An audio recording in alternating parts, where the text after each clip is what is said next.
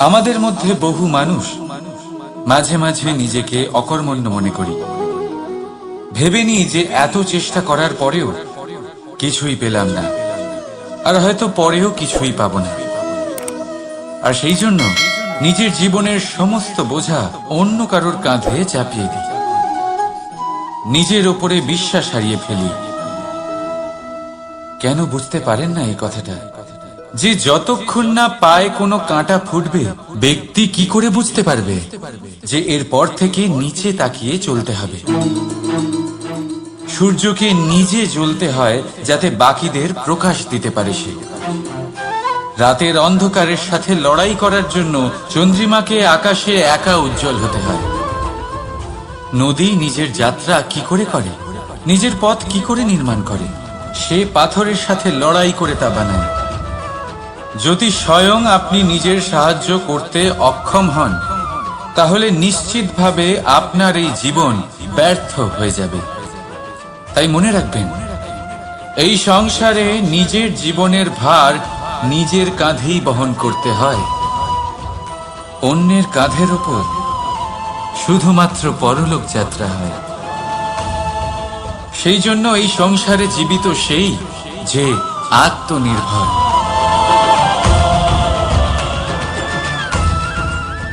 রাধা রাধা।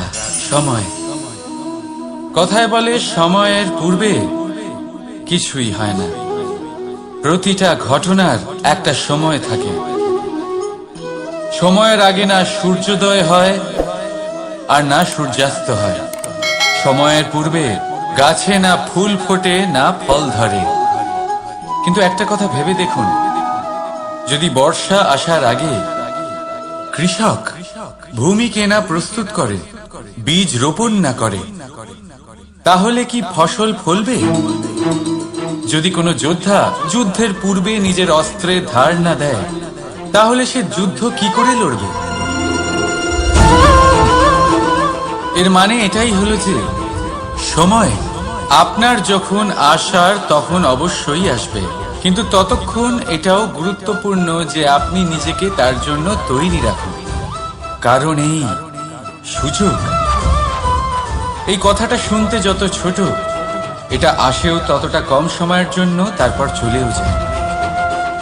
এবার যদি সুযোগ আপনার হাতে আসে আর আপনি তার জন্য তৈরি না থাকেন, তাহলে আপনি সাফল্য কি করে পাবেন?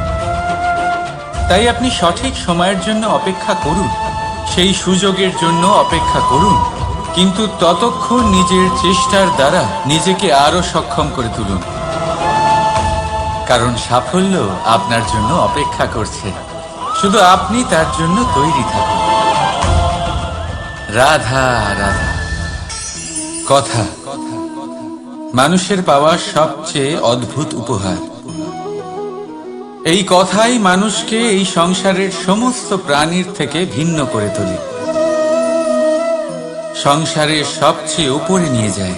এই কথার কারণেই আমরা একে অপরের সাথে ভাব আদান প্রদান করি। আমি আমার মনের ভাবনা অন্য কাউকে ব্যক্ত করতে পারি, অন্য কেউ তাদের ভাবনা আমাকে ব্যক্ত করতে পারে। এই কথাই আমাদের সবচেয়ে বড় ঢাল। এবারে দেখুন, আপনি নিশ্চয়ই লক্ষ্য করেছেন, কারোর কথা মধুর হলে লোকে তাকে ভালোবাসে, তাকে নিজের বন্ধু বানায়। সেইভাবেই যদি কারোর কথা কঠোর হয়, তাহলে লোকে তাকে ঘৃণা করে, তাকে নিজের শত্রু মনে করে। এই কথাই ভাষা হয়ে আমাদের ইতিহাস রচনা করে। তবে আমরা কি সত্যি বাণীর বিষয়ে অতটাই ভাবি যতটা আমাদের ভাবা উচিত? ভেবে দেখুন, মানুষের কথা বলতে শিখতে কত সময় লাগে। কোনো বালক 1.5 বছর বয়সে কথা বলতে শেখে, কেউ 2 বছরে, কেউ 3। এবার দেখুন, মানুষ 1.5 বছর বয়সে কথা বলতে শিখে গেলেও তার কি বলা উচিত এটা সারা জীবনেও শিখতে পারে না। এর উপরে মনোনিবেশ করুন, এটা বোঝবার চেষ্টা করুন কি বলা উচিত। নিজের কথা শুদ্ধ করুন, নিজের কথা মধুর করুন, আর সেই মধুরতার সাথে আমার সঙ্গে বলুন, রাধা রাধা। এই লক্ষ্য আসলে কি? এই লক্ষ্য তাই যা আমরা পেতে চাই। এই সংসারে সুখী কে হয়? সুখী সেই যে তার লক্ষ্য পেয়ে গেছে। দুঃখী কে হয়? দুঃখী সেই যে তার লক্ষ্য এখনো পায়নি। এবারে প্রশ্ন এখন এটাই যে লক্ষ্য সবাই পেতে চায়, লক্ষ্য পাওয়ার জন্য সবাই প্রাণপণ চেষ্টাও করে, তাহলে সবাই তাদের লক্ষ্যে পৌঁছতে পারে না কেন? ঠিক আছে, কোথাও না কোথাও কিছু না কিছু কমতি থেকেই যায়, যাই বাধা থাক। আজকে আমি আপনাকে একটা উপায় বলবো এই লক্ষ্য পাওয়ার জন্য। একটা কাগজ নিন, তাতে একটা চিহ্ন বানান, সেটাই হবে আপনার লক্ষ্য। এবারে সেই লক্ষ্যে পৌঁছানোর একটা পথ বানান। এবারে এই যাত্রাকে ভিন্ন ভিন্ন ভাগে বিভাজন করে দিন। এবারে এটা হলো আপনার পরিকল্পনা। এবার এই পরিকল্পনা ক্রমানুসারে আপনি পালন করতে থাকুন, এটাই হবে আপনার চেষ্টা। এবার এইভাবে যদি আপনি চেষ্টা করতে থাকেন, যাই আপনার কল্পনা হোক না কেন তা বাস্তব অবশ্যই হবে। তাহলে এই কল্পনাকে বাস্তবে রূপান্তরিত করুন। এইভাবেই নিজের পরিকল্পনা পালন করতে থাকুন। আপনার যাই কল্পনা থাকুক বা যাই লক্ষ্য থাকুক, তা বাস্তবে পরিণত হয়ে আপনার হাতে অবশ্যই আসবে। রাধা রাধা। বাবার এক মিত্র ছিলেন, বড়ই দুঃখী ছিলেন, বিপদে পড়েছিলেন। কি করবেন? ব্যবসা ভালোভাবে চলছিল না, বাড়িতে শান্তি ছিল না, সমস্ত জায়গায় ক্ষতি হচ্ছিল। তাই উনি একজন জ্যোতিষীকে দেখালেন। জ্যোতিষী বললেন, আপনার যে বাড়ি আছে সেটা আপনার জন্য অশুভ, আপনার এই বাড়ি পাল্টে ফেলুন। উনি বাড়ি পাল্টে ফেললেন, তবুও ওনার সমস্যার সমাধান হলো না। তারপর একজন জ্ঞানী ব্যক্তি ওনাকে বললেন যে আপনার জামা কাপড়ের যে রং সেটা বিপদকে আমন্ত্রণ জানাচ্ছে, এই জামা কাপড়গুলিকে পাল্টে ফেলুন। উনি সেগুলো পাল্টে ফেললেন, তাও সমস্যার সমাধান হলো না। আবার একজন জ্ঞানী ব্যক্তি বললেন যে আপনার আশেপাশে যে মানুষজন রয়েছে এই স্বভাবই আপনার ব্যক্তিত্ব তৈরি করে, তাই নিজের স্বভাব শুধরে ফেলুন, তাতে ভালো পরিবর্তন আনুন, সবকিছু ভালোই হবে। রাধা রাধা। ক্রোধ, লোকে বলে যে এই ক্রোধ পাপেরই মূল, কিন্তু সত্যি কি এই ক্রোধ পাপের মূল? একটু ভেবে দেখুন, এই ক্রোধ বাস্তবে আসলে কি? এই ক্রোধ একটা অনুভূতি যা আপনার মধ্যে হঠাৎই অসীমিত তেজ সঞ্চালন করে। এবারে আমি আপনাকে কিছু উদাহরণ দিচ্ছি যাতে আপনি বুঝতে পারেন যে ক্রোধ আপনার জন্য ভালো কি না। যদি কারোর সাথে অন্যায় হয় আর এটা দেখে আপনার ক্রোধ হয়, আর এই ক্রোধ আপনাকে তার সাহায্য করতে প্রেরণা যোগায়, তাহলে এই ক্রোধ অবশ্যই ভালো। যদি কোথাও আপনি দেখেন যে কোনো নারীর উপরে অত্যাচার হচ্ছে আর সেটা দেখে আপনার ক্রোধ হয়, আর এই ক্রোধ আপনাকে তার সাহায্য করতে সাহস যোগায়, তাহলে এই ক্রোধ অবশ্যই ভালো। যদি এই সংসারে কোথাও আপনি কোনো অনৈতিক কাজ বা ছলনা দেখেন আর আপনার তাতে ক্রোধ না হয়, কিছুই অনুভব করেন না, তাহলে এটা কাপুরুষতা। তার মানে এটাই যে আপনি আপনার মনুষ্যত্ব হারিয়ে ফেলেছেন। তাই এটা বোঝার চেষ্টা করুন, আপনার ক্রোধের তেজের ব্যবহারের ওপরে নির্ভরশীল হলো এই ক্রোধ আপনার জন্য পাপের সমান, নাকি এই ক্রোধ আপনার জন্য পুণ্যের স্থাপক। রাধা রাধা। মোহ, শাস্ত্রে লেখা আছে যে মোহ শুধু সেই ব্যক্তিকেই নয়, বরং সেই আরেক ব্যক্তিকেও বিনাশ করে দেয় যার ওপরে সেই মোহ আছে। এবারে লোকে কি করেন, এই শাস্ত্রে লেখা কথাগুলি শুধু শাব্দিক অর্থে নেন। এই মোহ দেখুন, এটা শুভ হতে পারে, শুধু এর রূপ ভিন্ন ভিন্ন হয়, এটা ভালো করে বুঝতে হবে। এবারে মোহ যদি কোনো বস্তুর উপরে থাকে তাহলে তা লালসা হয়ে যায়। মোহ কোনো বিশেষ ব্যক্তির উপরে হয়ে গেলে তা প্রেম নয়, আকর্ষণ হয়ে যায়। মোহ কোনো চাহিদা চাইবে। ভেবে দেখুন, সিদ্ধান্ত আপনার। রাধা রাধা। অভিমান, আত্মসম্মান, অহংকার, দেখতে গেলে এই তিনটি শব্দ ভিন্ন ভিন্ন, কিন্তু এর মূল আধার একই, আত্মসম্মান। এবার যদি কথা বলি আপনার শরীরে, আপনার সংস্কৃতি, আপনার সম্পর্কে, তাহলে অভিমান থাকা স্বাভাবিক। এবার যদি কথা বলি আপনার ব্যক্তিত্ব নিয়ে, আপনার আদর্শ নিয়ে, আপনার বিচারধারা নিয়ে, তাহলে আত্মসম্মান হলো একটা গুণ। যদি এইভাবে বলা হয় যে আমি এই কার্য কারোর সাহায্য ছাড়া, সহযোগিতা ছাড়াও করতে পারি, তাহলে এটা আত্মসম্মান, আর এটা সঠিক। যদি এভাবে বলা হয় যে আমি এই কার্য কারোর সাহায্য ছাড়াই বা কারোর সহযোগিতা ছাড়াই করে ফেলেছি, তাহলে এটা অভিমান, এটাও সঠিক। কিন্তু এই কার্য শুধুমাত্র আমিই করতে পারি আর কেউ নয়, এটা অহংকার। তাহলে এই শব্দ এবং তার অর্থ বোঝার চেষ্টা করুন। জীবন ধারণের এক নতুন পথ খুঁজে পাবেন। রাধা রাধা। সংসারে প্রত্যেক ব্যক্তি কোনো না কোনো রূপে ঈশ্বরকে মানে। কেউ মূর্তি রূপে, তো কেউ তত্ত্ব রূপে, কেউ ভাবনা রূপে, আবার কেউ স্বভাব রূপে। কেউ নিজের মধ্যে পরমাত্মা খোঁজে, আবার কেউ অন্যের মধ্যে। কারোর কাছে জ্ঞানই পরমাত্মা। সংসারে প্রত্যেক মানুষই কোনো না কোনো রূপে তার ঈশ্বরকে পেয়েই যান। কিন্তু একটা কথা বলবো, ঈশ্বর প্রথমেই নিজের একটা স্বরূপ পৃথিবীতে আপনার কাছে পাঠিয়ে দিয়েছেন। সেই স্বরূপ হলো আপনার মাতা, আপনার মা। সেই মা যিনি আপনাকে জন্ম দিয়েছেন, আপনাকে বাঁচতে শিখিয়েছেন, আপনাকে সংস্কার দিয়েছেন। যদি আপনি কখনো কোনো অনুচিত পথে অগ্রসর হয়েছেন, তখন তিরস্কার করে আপনাকে সঠিক পথে এনেছেন। যদি আপনি এই সংসারে অসফল হয়েছেন, তখন তার আঁচলের উষ্ণতা দিয়ে আপনাকে আশ্বাস জুগিয়েছেন। সেই সমস্ত কাজ করেন এই মা, যা ঈশ্বরও করেন। সেই জন্য মনে রাখবেন যে এই সংসারে আপনার সবচেয়ে প্রথম ঈশ্বর যদি কেউ থাকে, তাহলে তা আপনার মা।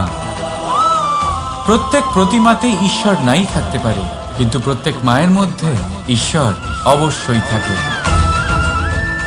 রাধা রাধা। আপনি নিশ্চয়ই দেখে থাকবেন যে প্রদীপের নিচে অন্ধকার থাকে। যে প্রদীপ সংসারকে আলোকিত করে, সেই প্রদীপের নিচেই অন্ধকার। এবারে অনেক মানুষ আছে যারা এই বিষয়টা এইভাবে দেখে যে ব্যক্তি নিজের সমস্যার সমাধান করতে পারে না, আর গোটা সংসারকে উপদেশ দেয়। কিন্তু এইটা দেখার আরো একটা দৃষ্টিভঙ্গি আছে, আর সেটা হচ্ছে যে স্বয়ং জ্বলে সংসারকে আলোকিত শুধু সেই করতে পারে যা রাধার বড়ই শীতল হয়। এই সংসারের পথপ্রদর্শক সেই হতে পারে, এই সংসারকে দিশা সেই দেখাতে পারে যার মধ্যে সন্তোষ আপনি করতে পারবেন না। রাধা রাধা। এই প্রদীপ দেখতে পাচ্ছেন আপনি, নিজেও জ্বলে আর এই বাতিকেও জ্বালিয়ে রাখে, আর এই সংসারকে প্রদান করে প্রকাশ। অন্ধকারাচ্ছন্ন ব্যক্তিকে প্রদান করে আশার আলো। কিন্তু এটা কখনো ভাবে না যে সেই মাটি কেমন হবে যা দিয়ে এটা তৈরি করা হয়েছে, সেই কুমোর কেমন হবে যে একে আকার দিয়েছে। ভাবে না যে একে কিনেছে তার বাড়ি কেমন হবে, তা কতটা সুসজ্জিত। কিচ্ছু নয়, শুধু এই বিষয় তৈরি করুন। রাধা রাধা। এই সংসারে প্রত্যেক ব্যক্তি বড় কিছু করতে চায়, এমন কিছু যা এই সংসারে কেউ আগে কখনো করেনি। এমন জায়গায় পৌঁছতে চায় যেখানে এর আগে কেউ কখনো পৌঁছতে পারেনি, আর কেউ এতে সফলতা অর্জন করে। কিন্তু কিছু মানুষ অসফল হয় কেন? এটাই আমার প্রশ্ন। না তো তাদের ইচ্ছেতে কোনো কমতি থাকে, না কমতি থাকে তাদের চেষ্টায়। তাহলে কেন এরা পিছিয়ে পড়ে? এর উত্তর বড়ই সরল। এই সংসার। আপনাদের বলি কিভাবে। আপনারা সকলে সংসারে মহান কাজ করতে চান, সেই মান, সেই সম্মান পেতে চান যা এর আগে কেউ কখনো পায়নি। কিন্তু আপনার সমস্যা এটাও যে এই কাজে সংসার আপনার সাথে থাকছে না। বড়ই অদ্ভুত ব্যাপার। দেখুন, ভুলে যান গোটা সংসারকে, জীবনে একা একা এগিয়ে চলুন। গঙ্গোত্রী থেকে যখন একটি জলের ফোঁটা বেরোয়, তখন সেটা শুধু এক বিন্দু জল। তারপরে যখন সে তার যাত্রা শুরু করে অন্য জলের ফোঁটার সাথে মিশে, তখন সে স্রোতে পরিণত হয়, গঙ্গাতে পরিণত হয়। যদি আপনি জীবনে এগোতে চান, তাহলে একলা এগোতে শিখুন, নির্ভীক হয়ে, সাহসের সাথে। ধনাত্মক চিন্তা নিয়ে জীবনে এগিয়ে চলুন, একা এগিয়ে চলুন, আর দেখবেন সেই মান, সেই সম্মান আপনার জন্যই অপেক্ষা করে আছে। রাধা রাধা। কর্ম। মানুষ সর্বদা কর্ম করতে থাকে, আর এই কর্মের জন্যই সে মান, সম্মান, ধন, প্রতিষ্ঠা লাভ করে। এবার মানুষ সবসময় চেষ্টা করে যাতে সে ভালো কর্ম করে যায়। তাহলে আপনাকে বলি, শুধু ভালো কর্ম করাই আবশ্যক নয়, তার থেকে বেশি জরুরি হলো এই খারাপ কর্মকে বোঝা আর তার থেকে দূরে থাকা। কারণ যখনই আপনি কোনো সঠিক কাজ করেন বা ভালো কাজ করেন, কেউ তা মনে রাখে না। কিন্তু এই সংসারে বিষয়টা হলো এরকম, আপনি একটা খারাপ কর্ম করুন আর সেটা সবার মনে থাকে। এই খারাপ কর্ম কাজলের এক কৌটোর মতো হয়। আপনি যতই চেষ্টা করুন বাঁচিয়ে ব্যবহার করার, কিন্তু এই কালিমা কোথাও না কোথাও অবশ্যই লেগে থাকে। সেই জন্য জীবনে ভালো কর্ম অবশ্যই করুন, কিন্তু তার থেকেও বেশি জরুরি হলো এই খারাপ কর্মের থেকে দূরত্ব বজায় রাখা। আর এটা অবশ্যই করুন। রাধা রাধা।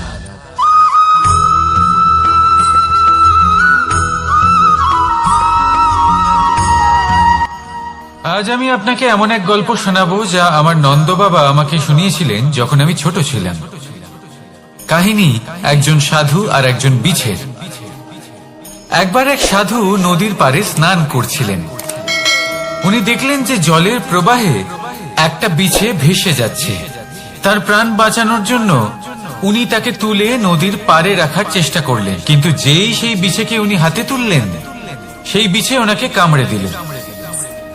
সাধু আবার চেষ্টা করলেন, সেই বিছেকে হাতে নেওয়াতে সে আবার তাকে কামড়ে দিল।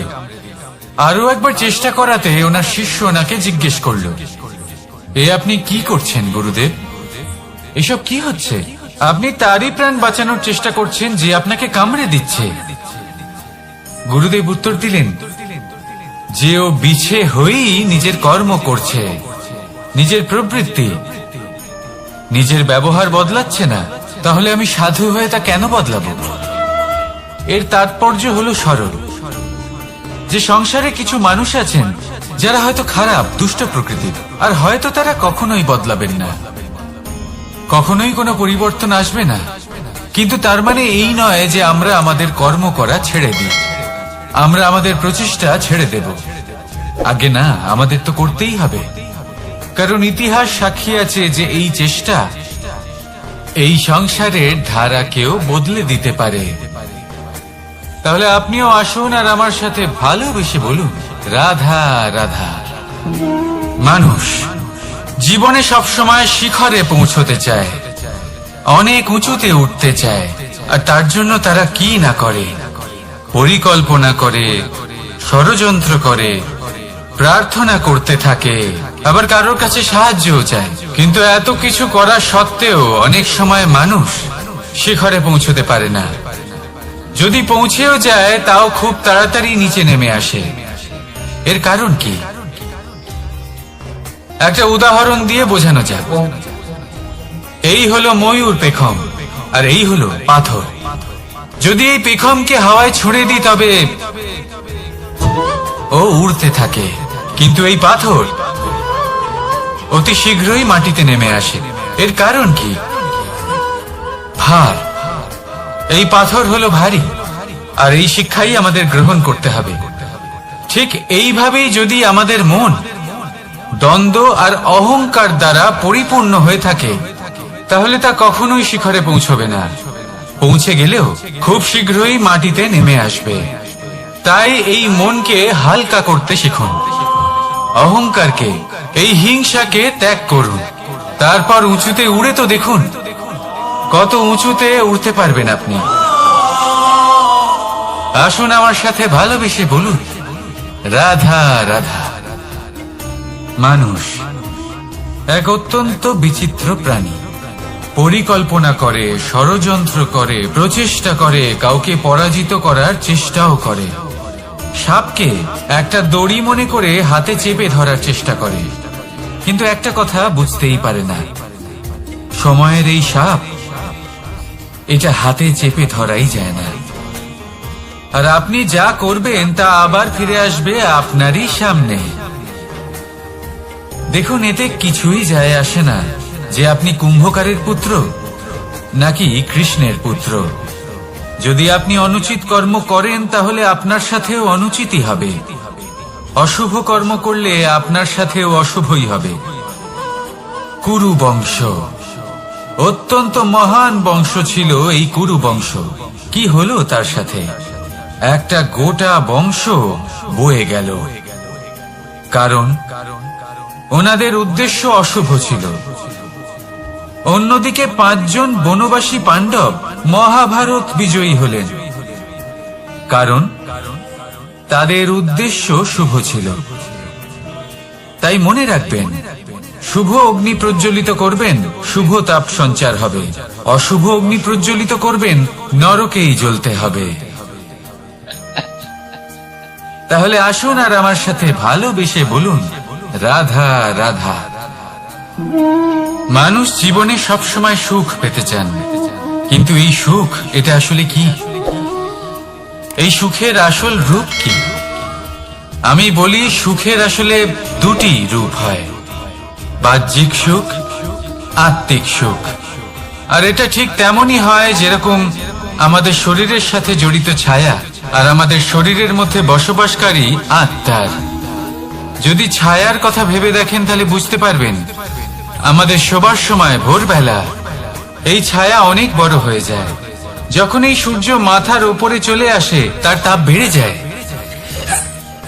তখন এই ছায়া ছোট হয়ে যায়। আর যেই অন্ধকার নেমে আসে, এই ছায়া আপনার সঙ্গ ত্যাগ করে। এরকমই হয় বাহ্যিক সুখ। আর এবার কথা বলি আমাদের শরীরের মধ্যে বসবাসকারী এই আত্মা। এই আত্মা কখনো আমাদের সঙ্গ ত্যাগ করে না, সব সময় আমাদের সাথে জড়িয়ে থাকে। এরকমই হয় আত্মিক সুখ, যা সব সময় আমাদের সাথে থাকে। আত্মিক সুখ কারোর সেবা করে, আত্মিক সুখ কাউকে সাহায্য করে, আত্মিক সুখ প্রেম বোধের, যা কখনো আমাদের সঙ্গ ত্যাগ করে না। সেখানে বাহ্যিক সুখ, যতক্ষণ আপনি সম্পন্ন কিছু মানুষ এবং সুবিধার সাথে আছে, এই বাহ্যিক সুখ আপনার সাথে থাকবে। সম্পন্নতা চলে গেলে, মানুষজন চলে গেলে, সুখ সুবিধা চলে গেলে, বাহ্যিক সুখও চলে যায়। তাহলে এই আত্মিক সুখ খুঁজে নিন এবং সেই সুখের সাথেই বলুন, রাধা রাধা। আপনি কখনো কোনো সাধারণ পাখি দেখেছেন? যেমন বাবুই। সে কি করে? সে কোনো গাছের ডালে নিজের বাসা বানায়। এবার সেইখানে বাসা বানানো সহজ ব্যাপার, কারণ সামগ্রী আশেপাশেই পাওয়া যায়। কিন্তু সমস্যা হলো আক্রমণ। কোনো সাপ বা অন্য কোনো পশু ওর বাসাতে ওর সন্তানদের উপর না আক্রমণ করে বসে, এই ভয়ে তার সব সময় থাকে। আর এটা সব থেকে কঠিন ব্যাপার এদের জন্য, নিজের বাসায় নিজের সন্তানদের সুরক্ষা। আর বাজ পাখি, যদি আমরা বাজের কথা বলি তাহলে তারা কি করে? বাজ পাখি কোনো উঁচু পাহাড়ের শিখরে, কোনো পাথরের খাঁজে নিজের বাসা তৈরি করে। এবার ওখানে বাসা বানানো একেবারেই সহজ ব্যাপার নয়, কারণ সামগ্রী আশেপাশে পাওয়া যায় না, দূর থেকে নিয়ে আসতে হয়। কিন্তু সেইখানে আক্রমণের ভয়ও কখনোই থাকে না। এইভাবে উচিত রূপে ও নিজের বাসা রক্ষা করতে পারে, নিজের সন্তানদের রক্ষা করতে পারে। এর সারমর্ম হলো এটাই, যদি সমস্যা বড় হয় তাহলে সমাধানও উচ্চমানের হওয়া উচিত। একটা বাজ পাখির মতো ভাবা আরম্ভ করে দিন, জীবনে যে কোনো সমস্যা ছোট মনে হবে। রাধা রাধা। জীবনে এমন কিছু কাজ রয়েছে যা আপনাকে একাই করতে হয়, আর এমন কিছু কাজ রয়েছে যা আপনাকে একসাথে মিলে করতে হয়, একজোট হয়ে, সঙ্গবদ্ধ হয়ে। এবার সঙ্গবদ্ধ বলতে কি বোঝাতে চাইছি? আমি তাদের কথা বলছি না যারা বাস্তবিকভাবে একে অপরের সাথে কাজ করেন। আমি তাদের কথা বলছি যারা একে অপরের থেকে দূরে থেকেও একে অপরকে বিশ্বাস করেন। আমি আগেও বলেছিলাম, সমস্ত বিশ্বের আশা বিশ্বাসেই বসবাস করে, তাই না? তাই যেখানে সমস্ত বিশ্ব আছে, সমস্ত সংসার আছে, সেইখানেই বিশ্বাস রয়েছে। তাই আপনার আশেপাশে এমন দল সঙ্গবদ্ধ করুন যাদের আপনার উপর বিশ্বাস আছে আর যাদেরকে আপনি বিশ্বাস করতে পারেন। তাহলে আসুন আর আমার সাথে ভালোবেসে বলুন, রাধা রাধা। আমরা যে মানুষকে চাই, যাকে আমরা ভালোবাসি, তাকে একটা উপহার অবশ্যই দিতে চাই। এমন এক উপহার যা ওনার ভালো লাগবে, যা শ্রেষ্ঠ হবে, অতি প্রিয় হবে, বহুমূল্য হবে, বা বলতে পারেন মূল্যবান হবে। তাই আমরা কি করি? আমরা বাজারে যাই, তার জন্য স্বর্ণ, আভূষণ, হিরে, মুক্ত এইসব নিয়ে আসি। কিন্তু এটাই কি সর্বশ্রেষ্ঠ উপহার? কখনোই না। সর্বশ্রেষ্ঠ উপহার হলো স্বাধীনতা, তাকে নিজের মনের মতো বাঁচার স্বাধীনতা। যদি আপনি কাউকে স্বাধীনতা না দিতে পারেন, তাহলে সে কোথাও না কোথাও বন্দী হয়ে যায়, তার বিকাশ কোথাও না কোথাও আটকে যায়।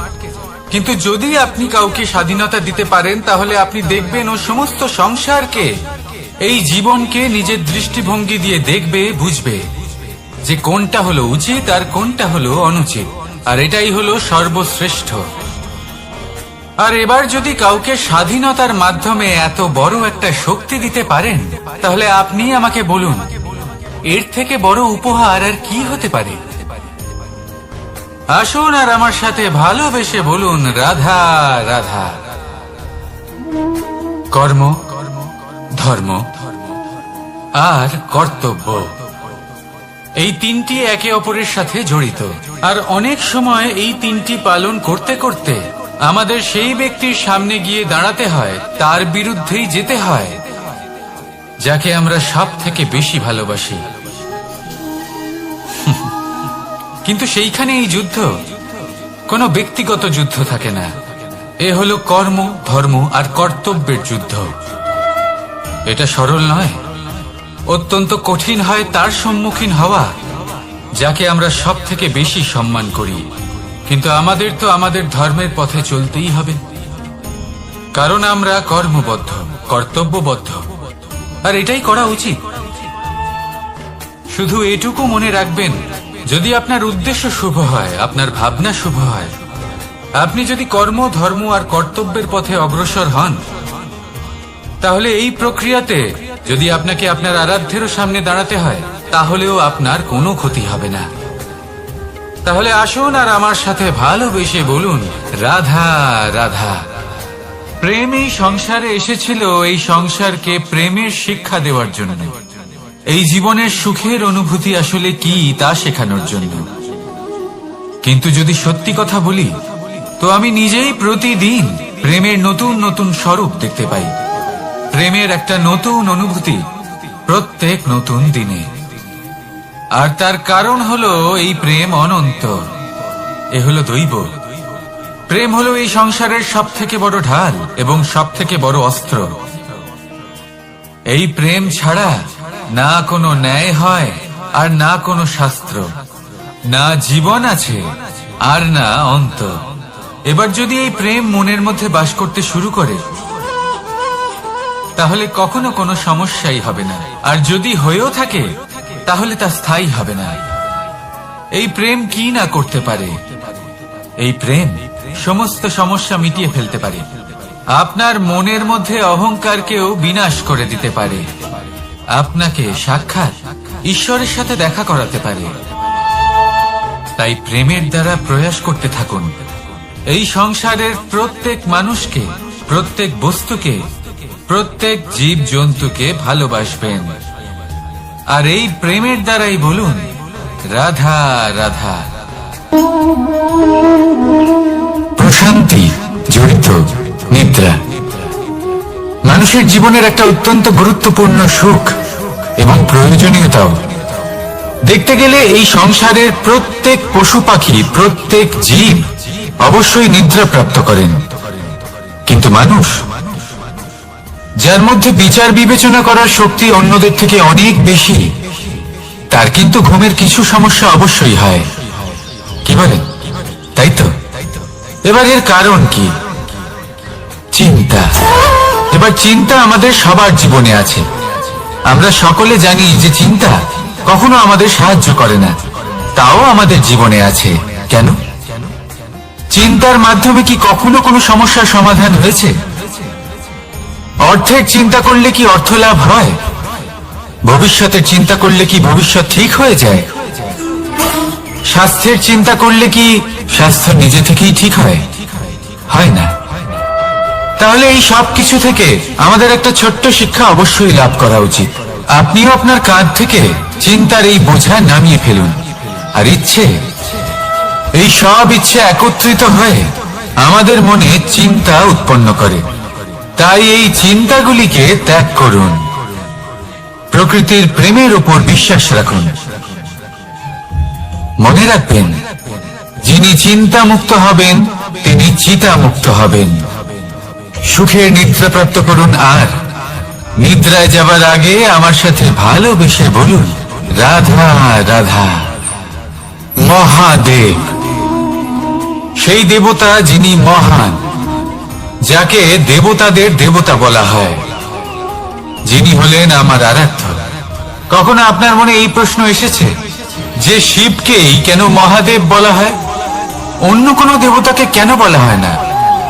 সেই কারণ মহাদেবের মধ্যে, ওনার মধ্যে এমন এক বিশেষ গুণ রয়েছে যা অন্য কারণ নেই। তা হলো নিঃস্বার্থ হয়ে মানুষের সেবা করা। যদি প্রয়োজন পড়ে, যদি সৃষ্টির পথে বিনাশের কালো মেঘ ছেয়ে থাকে, তখন নিজের প্রাণের চিন্তা না করে হলাহল পান করার জন্য প্রস্তুত থাকেন মহাদেব।